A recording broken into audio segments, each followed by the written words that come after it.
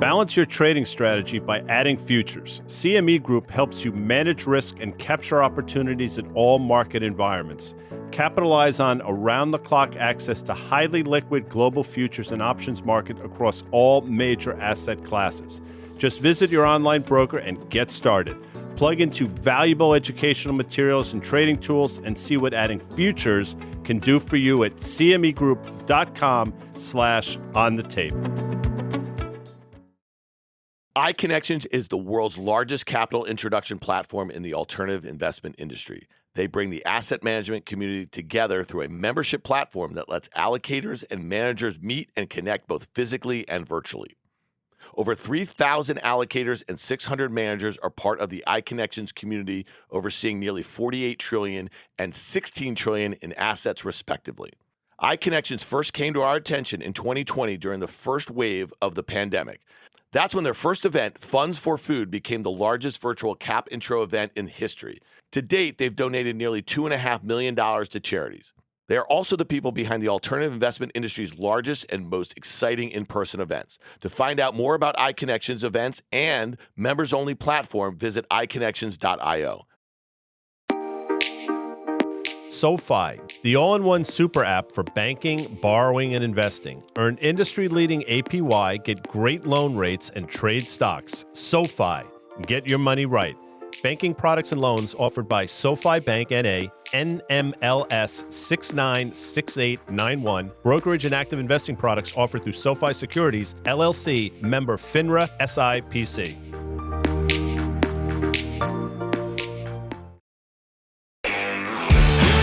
Welcome to On the Tape. I am Dan Nathan. That laugh, as you guys know, is EY from SoFi. That would be Liz Young. She is the head strategist over at SoFi. And Guy Adami, early on a Monday here, buddy. You got a big smile on your face because I'm always smiling. There's a little New York Yankee news. It's also opening day on Thursday, and there's a kid who just made it to the Bronx, to the big leagues. Talk to us a little bit about your excitement about your young man, Anthony Volpe, 2019 graduate of Del Barton High School. Less than 4 years later, the kid's going to be starting shortstop of the Yankees, which is remarkable. Grew up a Yankee fan. His parents were huge Yankee fans. I think his father or his grandfather, huge Mickey Mantle fan. Obviously, you can't wear a single-digit number in the Bronx anymore. They're all retired, so number 7 was not available. That's why he's wearing number 77, and I hope he keeps it in the show, as they say. So, great kid, Paisan. I'm so excited for him. And if you haven't seen the videos over the weekend of him being told that he was going to make it up north with the big team, you should check it out. It's very cool.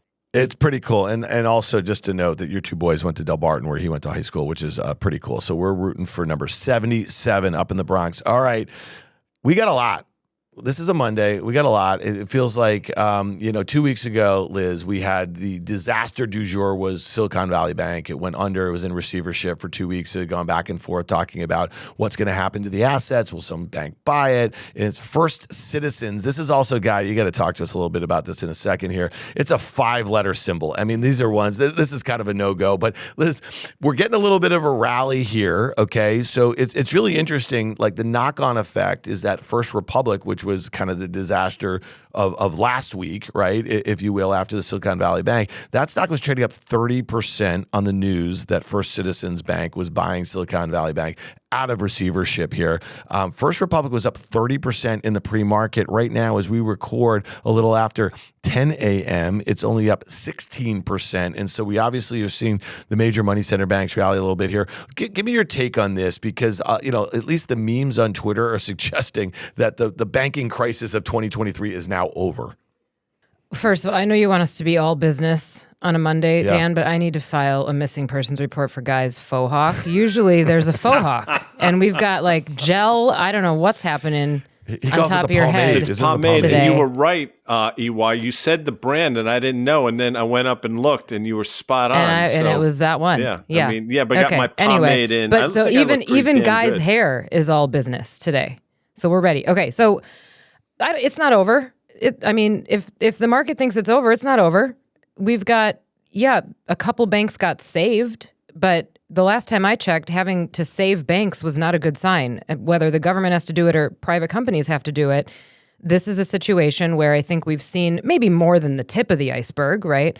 And I've said for about a week now, I don't know that the headlines are going to stay consistent in the sense that, there's going to be continuous runs on the banks. And, what I don't think it's going to be necessarily the same exact problem for the next few months. But there's obviously an issue, a liquidity issue, and a mark-to-market issue in the banking system.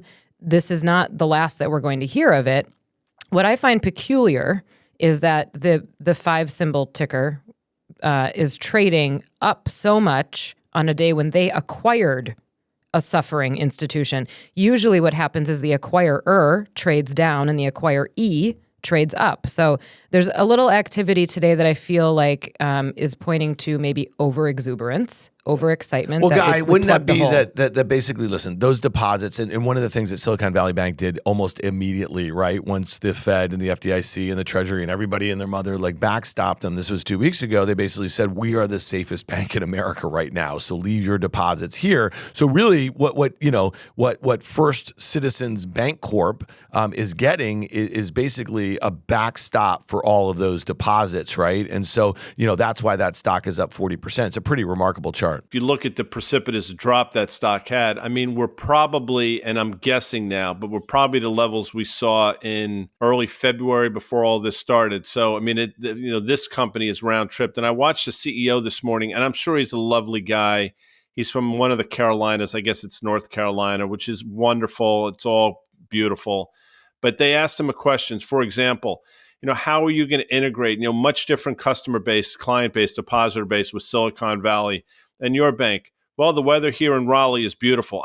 That's literally the types of answers he gave to questions. It's great. I tell people all the time, you don't control the question you get, but you control the answer. But his answers were from total left field. So you talk about a culture shock. And when you try to mix these types of, cultures together, typically, I don't know how it's going to all work out. So for a day, at least to Liz's point, everybody's excited. But I also agree with her. If you look at the bond market volatility over the last couple of weeks, as many people got hurt with the bond volatility on the way up in rates, you got to believe there are equally a number of people offsides on the way back down. That's a great point. Okay, so we have the 10-year U.S. Treasury yield at 3.5%, and I'm looking at the chart of it right here, and back in June it was 3.5%, and then again it was 3.5% in September. Then it was in November, December 3.5%, and then January and February 3.5%. And again, the volatility, and we talked about this on the pods, for a year has been extraordinary. Well, here we are back at 3.5%. So when you think of these large books, okay, like those held to maturities, right? This is the mismatch and the duration that a lot of these regionals had against their deposits, right? And so when they had to run on their deposits and they need to actually kind of, fulfill those obligations, they had to book losses against where yields were compared to where they bought the treasuries. Okay, that's the crisis in a nutshell here. Well, here we are at 3.5%, and I keep hearing people say, well, this has only gotten better, right? Because, yields have come down from 4% in the 10-year, and we know that one of the biggest issues is that they were long duration sort of treasuries versus the potential for short-term deposit liabilities, right? And so I'm not sure, Guy, that 4 to 3.4 back to 3.5 makes it any easier for these risk management departments that did not hedge properly, that did not want to take marks, right? Mark to market these books when they had rates go against them. And I'm not sure the volatility really helps them right now. No, because quite frankly, nobody's ever seen this. When I say nobody. This is unprecedented volatility. 2-year yields went north of 5% down to levels they are now. 150, 160 basis points. It's mind-numbing if you think about the types of moves we're seeing. So I don't know. I don't think, again, people got hurt on the way up in yields. They were offsides there. I'm sure people tried to scurry around and fix their books, and then rates went the other way on them. So as many people are going to be offsides now, and we'll see if it manifests itself in something. But the banking problems that the market seems to be assuaged by today by this deal, I think are just still bubbling up, Dan. Right. And a large part, this has to do with what a lot of, I think, pundits or strategists or analysts are suggesting was maybe some unsophisticated risk departments in regional banks, okay? And Liz, you've worked at regional banks, you've worked at massive banks, you work at a fintech now, and it's interesting. I mean, I think to paint each group with one brush is probably not particularly fair. The weakness in the large money center banks, and we've been talking about it over the last couple of weeks, I mean, my assumption is that if these regional banks have some issues, there's no doubt that some of these money center banks have issues, but they're much more diversified. Their deposit base are much bigger. So again, but then we've heard talk about some big brokerage firms that have banks like Schwab, and Schwab has gotten absolutely annihilated. And we've also heard that insurance companies are likely to have some issues too. So talk about that, because, the 2008 playbook was like, okay, Bear was the problem child. There was a run on that investment bank. It was put into the arms of like best of breed JP Morgan or so. And then it was like kind of off the races. The S&P 500 recovered, rallied 15% over the next couple of months. But then it was kind of, it just came out that there were problems all over the place and similar. And again, different because these were really trashy mortgage-backed assets. You know what I mean? It's different, no doubt about it. But are we likely, even if we kind of come out of this and people are like, that's in the rearview mirror, at least as it relates to regionals, it seems like there's lots of other pockets within financials where there could be problems. Yeah, there's a lot there. Okay, so first of all, I think I've said this before, and I'm quoting somebody else. There's rarely ever just one roach in the wall. So I think we're going to find out that there's plenty more to be had. The thing about regional banks is that, as you stated, they don't have as diversified of revenue streams, so they're going to be more sensitive when you identify an issue in one of their revenue streams, right? Because they're so dependent on it. And this idea that the rally in long bonds has made it easier for them, sure, compared to maybe mid-2022, right? But think about how this all happened. We had a crisis in 2020. We had a ton of stimulus that went through 2021. That's where everybody built up savings. They deposited it in banks. Those banks then had to buy stuff with that savings money, right? So if they're buying bonds in 2020 and 2021, we had a 10-year treasury at 0.5, and then we had a 10-year treasury at the end of 2021 at 1.5. So having it rally back down to 3.5 is really not helping them all that much. There's still a huge unrealized loss in that period of time, and that's just how it's going to work for most of the banks. That being said, the bigger ones, yes, of course, are also going to face these same problems, but they have more access to capital, right? So somebody like a Schwab or one of the bigger guys that is required to keep more on reserve, they have more access to it. They probably don't get hit as hard. If you remember how this all started, Guy and I were doing market call that day when SVB came out and said we're issuing a big equity raise. There obviously, the liquidity problems came out. If somebody like a Schwab or a JP Morgan or a big bank like that issued an equity raise, probably would be looked at with a raised eyebrow, but not something that would plummet the stock and cause a run, in my opinion, right? So there's just a little more insulation there, and I think the regionals were much more sensitive. So, Guy, let's bring it back to the market here. Again, we've been talking about a market call on the tape. I mean, I've been kind of, bearish of the banks, expressing that largely through XLF. XLF, one of the largest holdings there is Berkshire, and, Berkshire's got plenty of insurance exposure there. But let's talk about like how we're kind of trading this. I kind of do feel like I'm getting to a point where maybe the XLF, I'm pressing it a little bit, but we also know when Q1 earnings start in mid-April, it's going to start with the banks. And I think that this is probably one of the most important quarters for the banks as far as what they signal and how they are prepared for whatever is to come next. And I would expect them to be very cautious, even with the main money center banks having their stocks hit kind of hard in what also appears to be a pretty healthy backdrop for the market, at least away from the concentration in tech. And Liz had this tweet out this morning, Guy.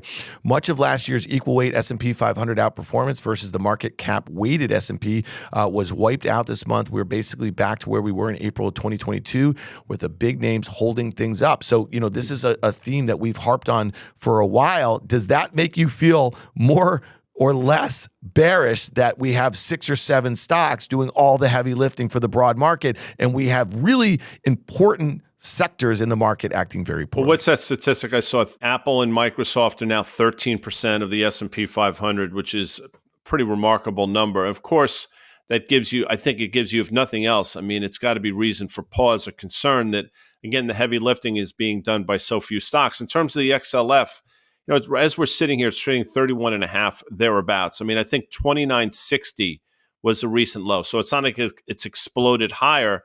And I'll tell you, if you really want to go back and look at the lows we saw back in September of last year, right around that 29 and a half level. And then if you're looking for past resistance becomes support, you find that in the form of February of 2020. I think we all remember that. That was around 29 and a half, 30. So you're talking about huge levels here in the XLF. And there's no real bounce here. Yeah, obviously it's up a little bit today, but not a meaningful bounce off those recent lows. So I think there's clearly cause for concern. Now, all this is being masked by an S&P, which is now about 50 or so handles above the 200-day moving average. So I think there's this collective sigh of relief. That coupled with the fact that the VIX, which went north of 30, is now, I think, 21 and a half. So I think everybody's saying, to the way we started the show, sort of crisis averted, go on to your normally scheduled broadcast. The problem is, I think it might be averted for now, but below the surface, there's still so many problems yet to be, I think, at least found and then figured out what to do with. Yeah, that's a great point. I mean, if you're looking at like kind of measures of volatility in the equity markets, okay, they're saying like crisis averted, but if you're looking at those same measures in the bond market, they're saying the exact opposite, and they're really speaking to recession. Guy, you have had this call for so long over the last year that when rates finally do come in, when they do peak, it's going to be for all the wrong reasons. And David Rosenberg of Rosenberg Research had a note out this morning, and again, he was a guy who was very early on the financial crisis. He was probably starting to sound the alarms in late 06, 07, and he was kind of ridiculed for that, but he was right for all the right reasons when it finally happened. And he said this isn't a repeat of 08, 09, but what does come next is a more immediate recession, a credit contraction, deflation, lower interest rates, higher bank funding costs, and re-regulation and consolidation. And that's really important. And then, Fed Kashkari member, or the Fed, Minnesota Bank. Neil Kashkari. I think he's from the great state of Minnesota. A lot of great things come out of Minnesota. Please a lot continue. of great things come out of Minnesota. But he's also out over the weekend in a Bloomberg article talking about how increased risk of recession lives. So talk to us a little bit about the concentration in the S&P 500, what's going on under the hood. We don't have to spend any more time on the financials. And if we do have a recession that comes quicker, we started this year with that whole soft landing, really mild recession, then no landing, and now all those calls are coming back. And so where do you want to be in the stock market right now if that's the case? Because it's probably a little too early for the financials, and the tech sector seems, at least on the mega caps, really crowded. Well, I will say the financials at this point are trading below book value broadly, which generally speaking, if you look back in history, that is an attractive entry point. But I completely agree. I think there's probably more stress to come. So you get a better entry point if you just give it a little time. But if you look at what's happened in the S&P sectors over the trailing 1 month, and this hasn't even been going on for a month yet, but trailing 1 month, it's almost a perfect pattern of growthy stuff outperforming, cyclicals underperforming. Financials, obviously the worst of that group, but then you've got energy, real estate, materials, industrials, all at the bottom of the pack. Top of the pack, communications, infotech, staples are actually up there too, but communications and infotech wildly outperforming anybody else. I think, again, and we've talked about this so many times, this is the muscle memory. This is the, we might go into a recession. And look, the recession or the drawdown, whatever we want to call it, that we've been calling for, this doesn't necessarily change the fact that we've thought it was going to happen, but it pulled it forward, right? Just as Rosie said, it makes it a little bit more immediate. So it probably happened sooner because now things got more heightened more quickly. But this is that muscle memory of, recession, that means that you hit the cyclicals, you buy the growth, you stay in large cap growth, and those are defensive names from now on. I don't think they are defensive names. I think that you want some classic defensives, actually, and I would probably look at utilities here as a classic defensive. But aside from that, if we go into a recession, you don't want to just rotate around within the stock market. You got to rotate out of the stock market to some degree. Now, I would never, as a strategist, tell people that if you're a long-term investor, you should be completely out of stocks. You should never be completely out of stocks. But you probably want to move money into other stuff like gold, like treasuries, like money market funds, right? But if you have to be in the stock market, utilities are probably my best bet there. Jerome Powell said something last week, and Liz has talked about this, and EY has brought this up a number of times. The warning signs when the inversion comes, that's all it is a warning sign. It's the red light when things start going back the other way. And rates could go back to zero now. I mean, think about this for a second. This is my opinion. Interest rates could all go back to where we were over the last few years, but bank lending is not going to magically come out of the woodwork. I mean, bank lending is going to be almost by definition more tight, I believe. And if you think about these high-flying tech names, so much of that growth is predicated on their access to capital, which is why they're given a premium valuation. But I don't think, regardless of where rates go, they're going to have that same access to capital. So I think people are looking at the right things. They're just interpreting it wrong, in my opinion. That's a great point. In the kind of wake of the financial crisis, right? We had QE1, QE2, we had all those other things. What were they trying to do? They were trying to push businesses, again, after a really lax period of credit standards in the lead up to the crisis, to actually spend, to borrow, encouraging banks that had just bought a whole bunch of other banks that they really didn't want to buy, right? Like to kind of get their ducks in a row and start lending again. But it took years. And there was this obsession in 2010, 11, 12, and then it was like kind of the rolling sovereign debt crisis in Europe, right? And so like the banking system was on life support in many ways for years after the financial crisis. And it's just kind of funny because zero rates for that long, really kind of pushed us into another banking crisis. And I just don't believe that it's going to be a 1 month sort of thing. And I'm not saying that we're going to have the same outcome as we had in 08 with a 50% or so drop in the S&P 500. But if you think about the fact that we're likely to have a recession soon, and let's talk about some of the data that we're going to see this week in a second here, the stock market has not discounted that yet. You know what I mean? And like, again, we made this point on Market Call and on the tape here. If I'm looking at the QQQ, okay, and I'm looking at the NASDAQ 100 chart, this is a beautiful looking chart. I mean that. It's like literally one of the best looking charts that I can see in the entire market. It's up about 17.5% on the year. We just talked about the concentration. Microsoft and Apple are 25% of the weight of this index of 100 stocks. Then throw Amazon, Alphabet, Nvidia, Tesla, and Meta in there, and you're at 50% of the weight. And listen, I've been saying this all the time. I said it a few weeks ago. Remember my Qs and 2s. I think you want to average into the QQQ and then also into treasuries. Like that's the trade when we come out of it. But I don't think anything has been discounted yet. And the major point I'll say that has not discounted yet, and we've talked a lot about this, and Mike Wilson over at Morgan Stanley is out again this morning saying he sees considerable earnings risk. All right, so Liz, let's talk about that because again, we've seen right now for Q1, I guess S&P earnings are expected to be down what they have been over the last couple of quarters. So estimates come down into it. Companies kind of don't really miss that badly as they've come down, but sooner or later, there's going to be a couple very large companies that have already cut to the bone. They've already made tens of thousands of job cuts. They've kind of frozen CapEx and this and that, whatever, and they're going to have a big miss. And then in the backdrop of that, when you can't cut much more, that's when earnings estimates have to come down pretty dramatically. That's right. So you look at the big tech companies that have cut a lot, even the small tech companies that have cut a lot. This earnings season will be the time when we decide whether or not they cut enough, right? Was it enough to protect their margins? Was it enough to protect the lower revenue growth that they're seeing because inflation has come down? The other thing I would say about earnings season is that if you look at the calendar, one of the first banks to report is First Republic on April 13th, I believe. BlackRock reports that day, and then the rest of them come in within the next few days. So that's going to be a volatile time. And the other part, if you talk about just how the financials recovered after the crisis, think about it too. I know I'm a macro strategist, so I'm going to bring it there. But if you look at something like the unemployment rate, things crash in a straight line. They recover in a very slow grinding line. So this is going to be all about the slope of the line, which if you're a math geek, it's the rise over the run, right? When things crash, they go down in a pretty fast fashion, and you can connect the dots from 1 to 2, and it's just one little straight line. When they come back, it's this kind of staircase back up, depending on the indicator you're looking at.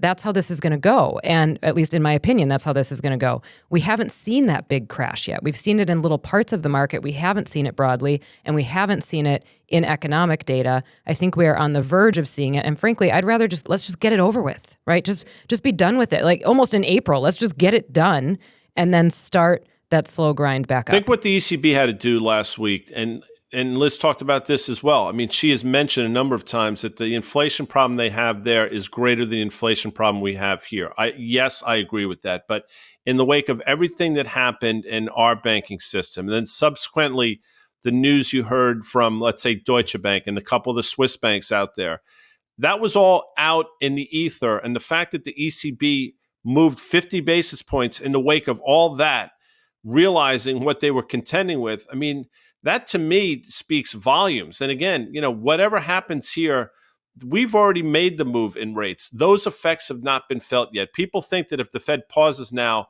magically everything gets better. No, because the lag effects of all these rate hikes are going to kick in, and inflation is still a problem. Inflation hurts earn. I mean, we can go right down the list of reasons why things are going to deteriorate from here. Yet you have an S&P 500 that it's continuing to hold that 200-day moving average. You're continuing to see relative strength in the NASDAQ. You continue to see the VIX trade lower. And I think for a lot of people out there, they're giving the all clear sign. I'm not ready to do that at all yet, Dan. Introducing event contracts from CME Group for individual investors who want a new, less complex way to trade some of the world's most recognized futures markets. They're smaller, lower cost, with predefined risk. Event contracts let you trade your views on daily up or down price moves in equities, gold, oil, and more. The markets you know and use every day. Take a position by choosing a side with event contracts from CME Group. Learn more at cmegroup.com/event contracts. iConnections is the world's largest capital introduction platform in the alternative investment industry. They bring the asset management community together through a membership platform that lets allocators and managers meet and connect both physically and virtually. Over 3,000 allocators and 600 managers are part of the iConnections community, overseeing nearly $48 trillion and $16 trillion in assets, respectively. iConnections first came to our attention in 2020 during the first wave of the pandemic. That's when their first event, Funds for Food, became the largest virtual cap intro event in history. To date, they've donated nearly $2.5 million to charities. They are also the people behind the alternative investment industry's largest and most exciting in-person events. To find out more about iConnections events and members-only platform, visit iConnections.io. What's up? Guy here. Did you know FactSet is the official data provider for Risk Reversal Media? FactSet is the key to all of our analysis. It's not just charts. FactSet provides insight into the top headlines of the day, private markets, and sector-specific data. If you ever have issues, get help from their support team that is committed to your success. Visit FactSet.com to experience the power of FactSet and request a free trial and unlock access to the tools that matter most to you. So let's talk about a few earnings this week. Micron's one of them. The SMH, the ETF that tracks the semiconductor index, is massively outperformed. The broad market's up 26%. So that's obviously, the S&P's up about 4%. Like I said, the NASDAQ 100's up about 17.5% or so. NVIDIA, which is, up 84% on the year, up more than 100% from its lows in late last year, is a huge part of that. Taiwan Semi is a huge part of that. But Guy, Micron this week, okay, the implied move in the options market is, 6% or so. Again, that seems really low for a stock like Micron, which often has a lot of volatility in their earnings. And, they had a huge pull forward last year. The earnings growth was pretty dramatic, expected to be down this year. Just thoughts on this? We don't have to kind of hit the name individually, how you trade it. Because to me, it's it's not particularly compelling one way or another. I'm really more interested to hear about kind of their clarity as far as the environment right now, right? And kind of what they have to say about that. And I have to think with Taiwan Semi, which has been doing a lot of heavy lifting in the semis off the lows, and surprising to you and me, because if there is any sort of issue between China and Taiwan, and the rhetoric seems to be heating up, they're going to be really right at the nexus of the issues. And if we thought that Russia's invasion of Ukraine this time last year disrupted energy supplies and supply chains and really kind of caused, inflation to kind of just rip there, what goes on in chips after some sort of issue with Taiwan, it could be as easily as like an economic blockade of Taiwan. You know what I mean? By the Chinese, we're going to have some problems. Let's do Taiwan Semi first. I think it was late last year where they came out with a pretty miserable quarter. And the first half of this year guidance was marginal at best, but then magically they said in the back half of 2023, which by the way, we're fast approaching, they seem to think they have the clarity to sort of raise guidance. And the market said, you know what, good for you. I think the stock has been off to the races ever since. And now they're going to have to start to prove themselves, because now they're coming into the period of time where it's sort of like that old saying where the rubber hits the road. Well, now we're at the point where the rubber's starting to hit the road. So they better come through on that back half of 23 guidance. I'm not certain that can be the case, by the way. In terms of Micron, which I think, if I'm right, it's about $61 since June of last year, almost a year now, 10 months. This stock has basically been 55, 65, and we've sort of found a home around the 60, 61 level. So in my opinion, you're flipping coins here in Micron. And that, I think that implied move illustrates exactly that. I don't think people have a lot of clarity. Micron is, I think we all realize, is a little different than the rest of these chip play. I mean, their base come down to DRAM pricing and NAND pricing. And I can't speak intelligently about that. But what I will say is, as much as Micron would like to think they're not a commoditized company or not a cyclical company, the reality is they're still a commodity and they're still a very cyclical company, Dan.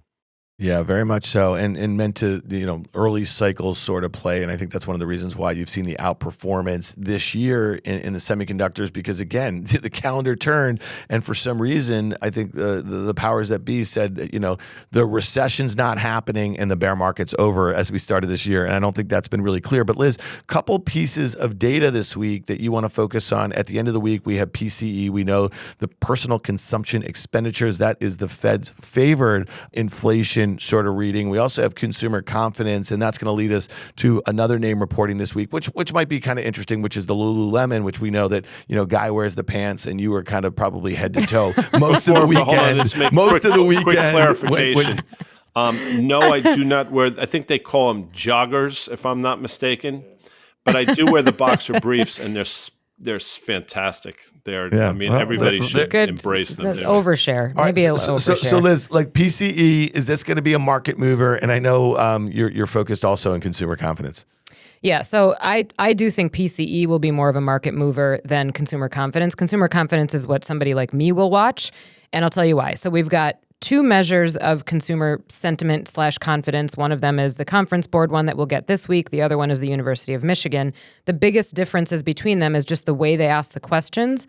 Consumer confidence skews more towards the jobs market. Sentiment skews more towards inflation. So if we get confidence this week and it plummets, we will know that consumers are looking through the jobs data and deciding that this so-called banking crisis, financial crisis, is scary enough to them that their outlook has become that much more dire. And that's a big deal. And the reason that's a big deal is because, I've said this before, there is no such thing as an economic expansion in the U.S. without the consumer. If the consumer starts to get scared, they can change their mind on a dime. And it happens very, very quickly. So I think the consumer confidence numbers, although maybe not market moving, are important to watch. PCE, which we'll get on Friday. As you mentioned, Dan, this is the Fed's preferred measure, still expected, even on a core basis, to be 4.7% year over year, which is steady with last month's reading, and also more than twice what their target is. So yes, it's come down, not nearly far enough, and that's why we still got a 25 basis point hike, and that's why they're still not satisfied. So, Guy, you say this time and again that consumer confidence in the U.S. is really an overlay of the S&P 500. And it's interesting when you think of, you also like to quote the Dow Jones Industrial Average every once in a while. I literally just had to pull it up on my FactSet machine because I don't have it anywhere on my main page, but it's down 2% of the year. All right. So when you think about U.S. consumers and you think about like what you've often said is an overlay of kind of the stock market's down, housing's down, lending is much harder, right? Like the cost of capital is harder, rates are much higher, right? So the days of refinancing and buying flat screens or whatever the hell else you were going to do, with that are over here. And we know that consumer credit is going way up and savings are coming down. So talk to us where you think the state of the consumer is. And that's why I do think that what we heard from Nike a week or two ago was interesting. And that's why we're focused a little bit here on Lulu. It's very North American focused, but it will give us a sense. We've heard this from retailers like Walmart and Target and Costco that they've been seeing a trade down for a year. And that's why Lulu might be really interesting to us. Census came out with a report a couple weeks ago, 39.7 million Americans, and they actually thought it was significantly more than that, were at or below the poverty line. So you're talking about, and this is a number that I said all the time, 12 to 15% of the population living in the 1930s, number one. Number two, people will talk about the health of the consumer all the time, and it's such a lazy comment, but they throw it out there. And you know this, Dan, I say all the time, never bet against the U.S. consumers want to spend. It's whether or not they should be spending. So if you start to break it down, credit card debt, either side of $1 trillion, that's never happened before. Obviously, there's a want for the unemployment rate to go higher. We're seeing layoffs across a broad spectrum of industries. That's not going to be particularly good for the consumer. And the reason I mentioned the S&P and the overlay of consumer confidence, when Dan Rather or Peter Jennings or one of those cats, Tom Brokaw leads the evening news at 6 o'clock with Dow Jones Industrial Average down 2.5%, it makes people take notice. And then if that happens over the course of a few days, people say, well, wait a second, what's going on? The stock market's the economy. Maybe I shouldn't be buying that it's espresso. Maybe I shouldn't be going on that trip. And I'll tell you, just go back and look. Consumer spending stops on a dime when you have stock market events to the downside. So that's the reason I say it. Now, we haven't really had a stock market event. Yeah, the stock market hasn't behaved all that well. But outside of a day or two, there have been really no dramatic moves to the downside. What I'll tell you, though, is if we start to see those, and if people once again is on their radar screen that the Dow Jones is lower in a meaningful way, that's how quickly things stop. And when you're talking about an economy that's 73% driven by people buying shit, that's a problem. Well, one of the other thing that's interesting about this, and this is anecdotal, but over the weekend I was talking to some friends, and they're outside the industry, and they said something like, well, from the little I've read, it sounds like the issues have been specific to the company, bad risk management, they didn't hedge, whatever. And that's kind of what America was told now, that it was specific to the company and it was a management problem. It wasn't a systemic problem. And, perhaps on some levels, right? But the liquidity problem is universal. And I hope that there isn't too much that's put out there that's leading people in the direction of thinking that the risk is over, we can continue to spend as usual, and our jobs are safe as usual, right?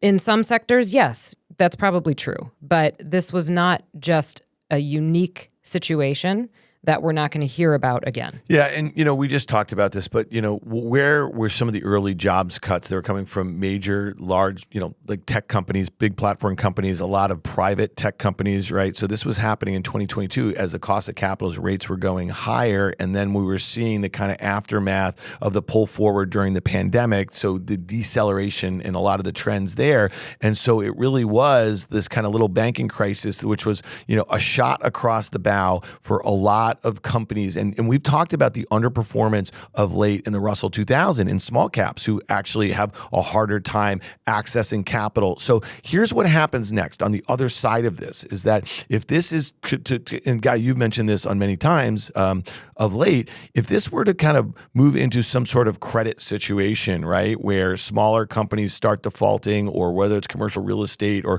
whatever the hell it is, what do those companies do? They're going to have to cut costs. They're going to have to cut jobs. And that's how the recession, really starts to happen. And then that should be reflected in the markets. All right, let's just talk about this really quickly on the way out here, guys.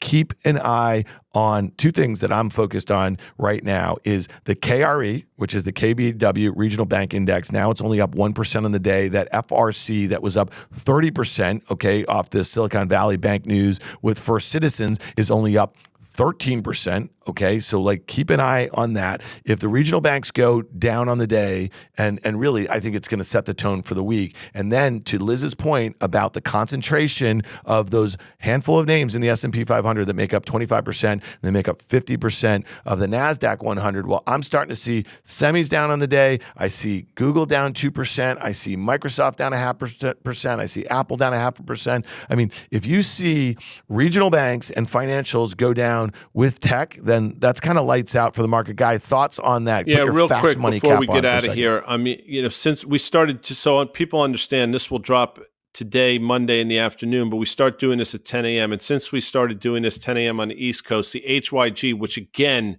I'm not suggesting people trade this, but it's gone from about 73.85 or so below 73.60, and people will be like, well, that's not a big deal. I will tell you, in this instrument, when you start to see moves like that, it is something to keep an eye on. So that went from being positive to negative. I've said 100 times that credit's something you have to watch. watch it in the form of the HYG. That's been a tell a number of times, EY.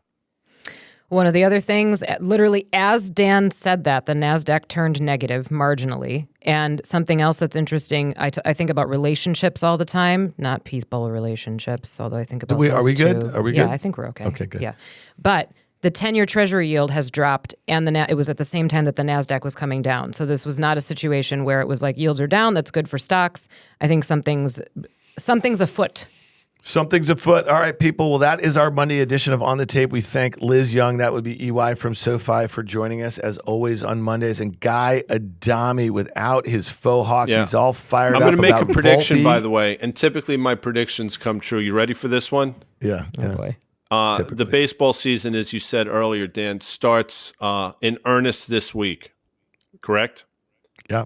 At Thursday. some point this year, the Milwaukee Brewers organization will reach out to Elizabeth Young and ask her to throw out the first pitch at a Brewers game. I'm just telling let's you get now. that going, So people. when it happens, you heard it here first, peeps. Oh God! All right, we gotta come up with a hashtag for that and get I gotta that warm trending. up I gotta warm up my rotator cuff. I think. Oh man, but you can't do an underarm softball pitch if you're out there. All right, let's be honest. All right, that's it for us, people. Check us out at Market Call. Liz will be back with us on Thursday on Market Call. That's 1 p.m. Eastern. You can find it on our Twitter. You can go to the Risk Reversal Media YouTube site. Follow us there, and obviously leave us feedback here, people. Go to the podcast store wherever you find your favorite podcast and leave us a review. So thanks a lot. We'll see y'all. And folks, get ready for it. Smash the effing like button.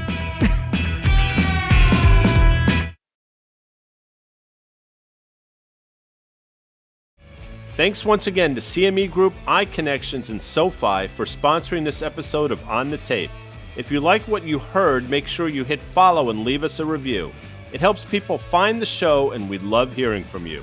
You can also email us at contact@riskreversal.com. Follow and connect with us on Twitter at OnTheTapePod. On the Tape is a Risk Reversal media production. This podcast is for informational purposes only. All opinions expressed by me, Dan Nathan, Guy Adami, Danny Moses, and any other participants are solely our opinions and should not be relied upon for specific investment decisions.